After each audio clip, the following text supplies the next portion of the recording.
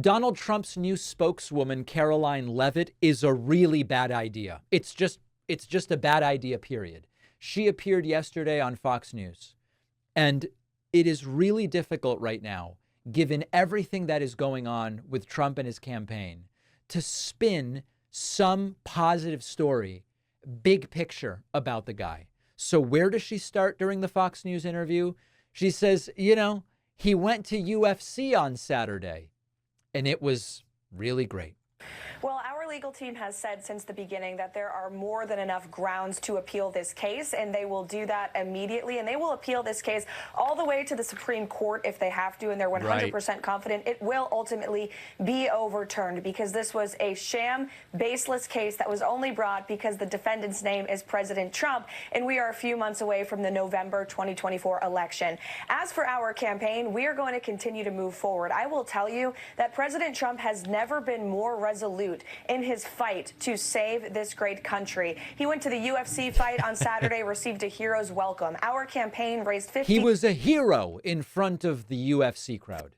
$3 million in the 24 hours after the verdict. He launched a TikTok account, 3.5 million followers. By the way, he's been saying TikTok should get shut down. Now he's on TikTok, and they're bragging about his following on TikTok. Already, yesterday across this country, you saw grassroots voters forming rallies and car parades from Huntington Beach, California to New Hampshire to Staten Island. These were not organized by our campaign. They were organized by... So listen, I don't know that saying the UFC crowd loved him and there was a car parade in California and Florida, I don't know that that communicates necessarily what Karoline Leavitt thinks that it communicates. And now she is saying the fact of the convicted felon term is its own shame. I don't think she means what we think it means, though. Listen to this. And for every time the Biden campaign uses the shameful word convicted felon, they are not talking about inflation. They are not talking about our wide open southern border that has led to a mass invasion of illegals that are crumbling the infrastructure in every city and community across this great country. She seems to be suggesting that Biden should be convicted because inflation is positive, like because there is inflation. Biden should be convicted. Now, here's the funny part. When she says Biden referring to convicted felon is shameful, what she means is that it's shameful that anyone would convict Trump in that case where he was convicted. The way I'm interpreting it is it's shameful that the Republican Party is continuing full speed ahead with a convicted felon as their nominee. That's not what she means. But that's the right interpretation of the shame associated here with convicted felon.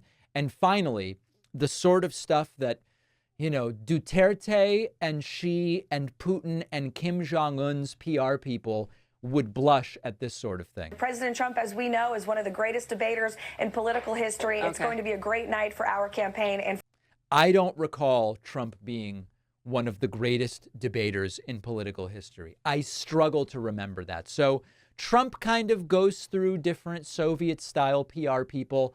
I don't know if Liz Harrington got fired. Sometimes he has, there's a campaign spokesperson and then there's a personal spokesperson. He had that guy, Stephen Chung, last week that we were introduced to as a new character.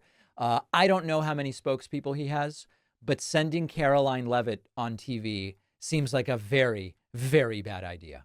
It is time to start thinking like voters and to make sure that kids understand the importance of voting, how it works, registering, ballot initiatives, because so many kids just have no idea.